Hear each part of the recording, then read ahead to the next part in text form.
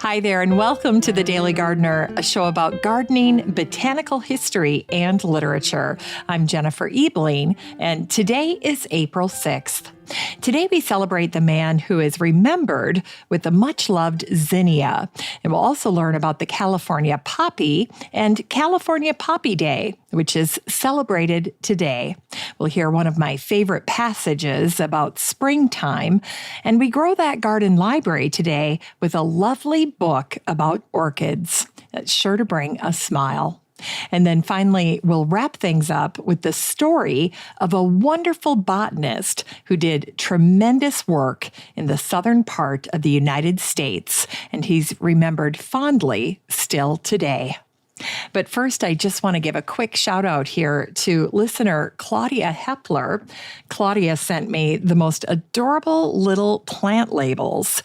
They're made with popsicle sticks, and they have these adorable little embroidered labels that are attached. One says, "Don't stop believing." Very cute little pun.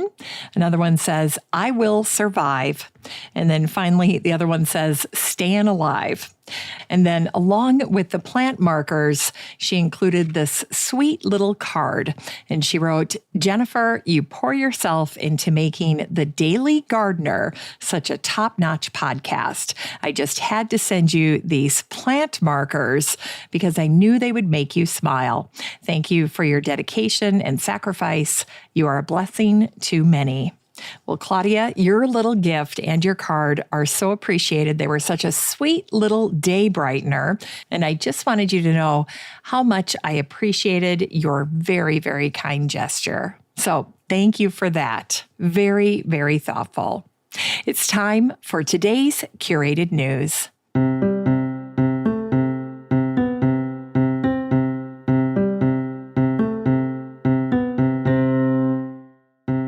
Today's curated news comes from the website Well and Good. This is a post that was written by Sonia Ali, and the title of the article is "The Plant for Peace is a Common Herb Often Overlooked." And here, of course, what Sonia is writing about is the wonderful herb that so many of us absolutely adore, and of course, it's lavender. And as Sonia mentions, lavender ends up in so many wonderful calming products, everything from eye masks and soaps to infusers and spas, and even in our homes. But as Sonia points out, you can do so much more with lavender. And here she references the work of the herbalist Rachel Robinette, who did a YouTube series. And in one of her videos, she talked about lavender as her favorite go-to herb for relieving stress and anxiety. And in fact, Rachel loves lavender so much for this calming effect that she calls it the plant for peace. Now, some plants are total uppers, like mint, that invigorating fresh smell of mint. Or even citrus, that can work in very much the same way. But when you're looking to come back to a normal baseline, to a feeling and sense of regulation, lavender is just the ticket. Rachel says that lavender can help with fussiness, restlessness, disturbed sleep, irritability, and stress-induced illnesses. Think of things like anxiety belly, stomach aches, or even headaches. And then Sonia wraps up this article by sharing a wonderful recipe for a lavender tea. So if you would like to check out Sonia's post, read about the benefits of lavender, and then see her recipe for making a lavender tea, all you need to do is the next time you're in the Facebook group for the show, just head on up to the little magnifying glass at the top right section of the page, and then you can type in the word peace, and this post from Sonia will pop right up. Now, if you're not in the Facebook group for the show, don't worry about it. You can join at any time. You have a standing invitation, and it's totally free and private to join this group. All you need to do is search for the words Daily Gardener Community, where you'd search for a friend, and then request to join. I'd love to meet you in the group. It's time for today's botanical history.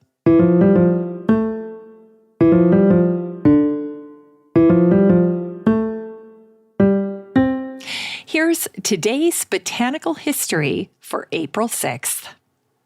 Today is the anniversary of the death of Johann Zinn, who died young on this day, April 6th, in 1759, at the age of 32.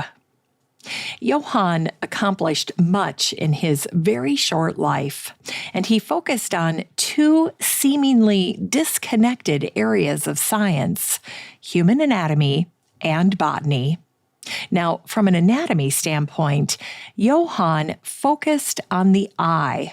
He wrote an eye anatomy book and became the first person to describe the iris. And today, several parts of the eye are named in Johann's honor, including the Zinn zonule, the Zinn membrane, and the Zinn artery. Now, in terms of his botanical life, Johann was appointed the director of the University Botanic Garden in Göttingen in Germany. Now, he initially thought that the university wanted him to teach anatomy, but that job was filled, and so he took the botany job instead. And the rest, as they say, is history. One day, Johann received an envelope of seeds from the German ambassador to Mexico. Well, after growing these seeds into plants, Johann wrote about them, and he even drew the blossoms, and then he shared the seed with other botanists throughout Europe. And like most botanists in the 1700s, Johann regularly corresponded with Carl Linnaeus. Johann's reputation as a bright young garden director and the fact that he tragically died young from tuberculosis spurred Linnaeus to name the flower the zinnia in his honor. Zinnias are a favorite flower of gardeners, and for good reasons. They come in a variety of vivid colors. They can be directly sown into the garden, and they attract pollinators like butterflies. And they couldn't be easier to grow. So I always love to sow zinnias with the little gardeners in my life because they are so wowed by these beautiful, bright colored blossoms. Now, the early history of the zinnia tells a very fascinating story. One of the first peoples to see the zinnia were the Aztecs. Now, the Aztecs had a word for the zinnia, which basically translates to the evil eye or eyesore. It turns out that the unhybridized native version of the zinnia looked somewhat weedy and had an uninspired, dull purple blossom. That's why the blossom was initially called the Cressina, which actually translates to somewhat coarse. And so it's nice that Linnaeus ended up changing the name to zinnia. Now, it wasn't until the French began hybridizing zinnias that they transformed into the dazzling versions that win gardeners' hearts today. This gradual transformation of zinnias from eyesores to beauties is how zinnias earned the common name Cinderella flower. I love that name. And it's another wonderful little fact that you can share with young people when they visit your garden. And here's one last little factoid about the zinnia. The zinnia is Indiana's state flower.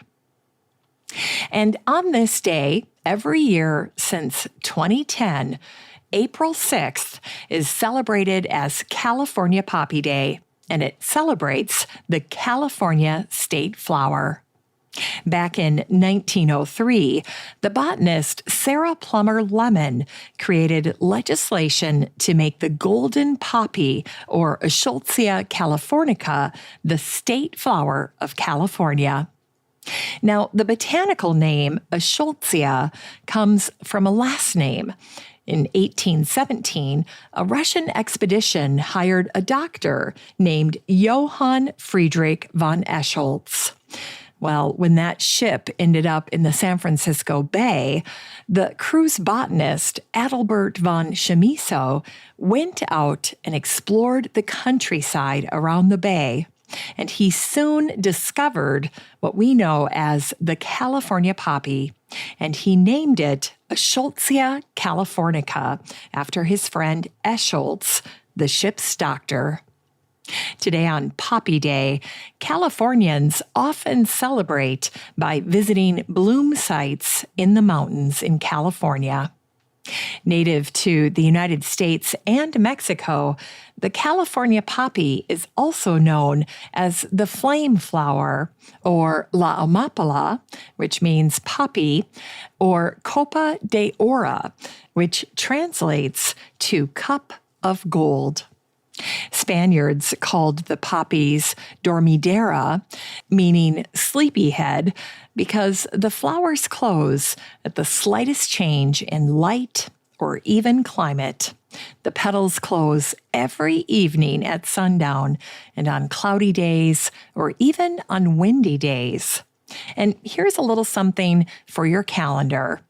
While today, April 6th, is California Poppy Day, May 13th through the 18th is celebrated as Poppy Week. It's time for Unearthed Words.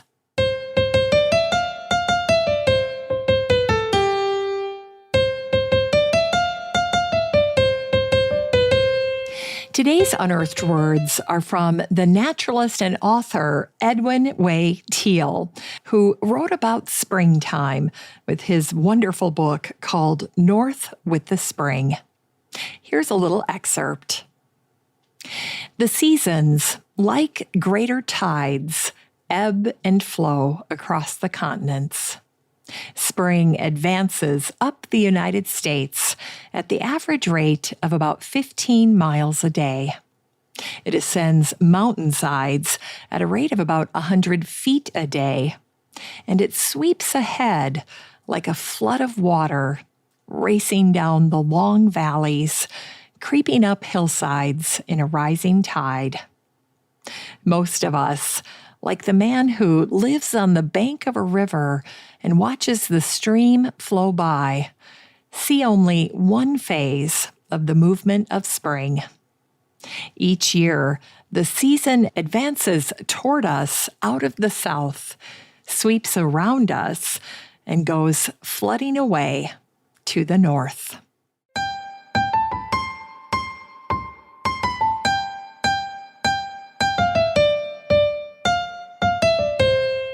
It's time to grow that garden library with today's book, Happy Orchid by Sarah Rittenhausen. This book came out in 2019, and the subtitle is Help It Flower, Watch It Flourish. Well, I have to say that Sarah is eminently qualified to write this book. She runs a top orchid nursery in Britain, and she's helped to write many orchid books. She's served as an orchid judge for the Royal Horticultural Society, and the list of her honors is long and impressive, especially when it comes to orchids. Sarah makes it abundantly clear in this book that orchids are survivors, thriving where other plants would never make it. Orchids have proven adaptable and make their home on trees and rocks and other surfaces in all kinds of growing conditions. And with Sarah's help in this book, you can learn how to grow strong and healthy orchids, and happy orchids are healthy orchids. Watering and feeding the right way is what encourages the orchid to flower. Sarah's book is beautifully designed and offers clear instructions for anyone with a passion for growing orchids. This book is 144 pages of orchid growing goodness, guided by an orchid expert. You can get a copy of Happy Orchid by Sarah Rittenhausen and support the show using the Amazon link in today's show notes for around $5. And I just want to take a quick second to say that orchids are my new go-to flower. So instead of doing a traditional bouquet, if somebody's sick or in the hospital or needs a present, I love to give the gift of an orchid because they are so long-lasting. Those blooms can last for months. And I think that a copy of Sarah's book, Happy Orchid, would make a lovely little accompaniment to any orchid gift.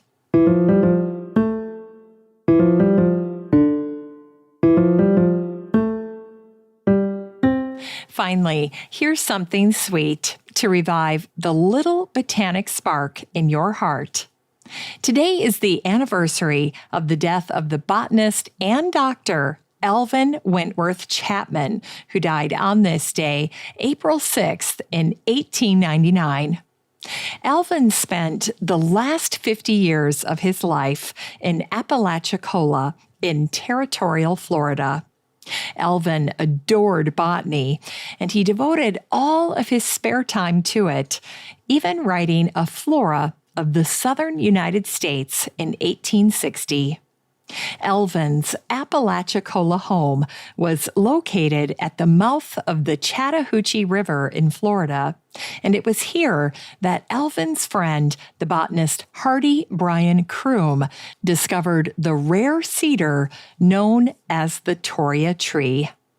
Now, this part of Florida is significant because it is one of only a handful of places in the world where the Toria tree can be found. Sadly, Hardy did not name the tree in Alvin Chapman's honor. That distinction went to the great botanist John Torrey. Now, Alvin was good friends with another notable Apalachicola doctor, and his name was John Gorey. Now, Gorey made a name for himself as well. He invented the ice-making machine and is regarded as the father of air conditioning. As for Alvin, he enjoyed his life as a doctor, but in his heart, he was truly a botanist. Alvin once wrote to John Torrey about the difference between a botanist in the field versus a city botanist who never left the laboratory or the library. And he wrote, "Your city botanists with polished boots who rolled into your favorite haunts and steamboats and cars have but a faint idea of the figure of a Florida botanist cut in these wild woods." Alvin also regularly wrote to Harvard's Asa Gray. In one letter, he wrote, "If you are really anxious to make discoveries, buckle on your knapsack and make a tour of Florida." All his life, Alvin was very healthy, and his only struggle was increased hearing loss as he grew older. And accounts of Alvin's adventures say that he enjoyed botanizing until he died on this day, April 6th, in 1899, at the age of 90. 7 years earlier, when Alvin was 83, one of his specimen labels shared that he had trekked 13 miles to find the rare plant. 4 years later, when he was 87, one of his botanical companions observed that Alvin could handle traversing the swamps along the Apalachicola River better than botanists half his age.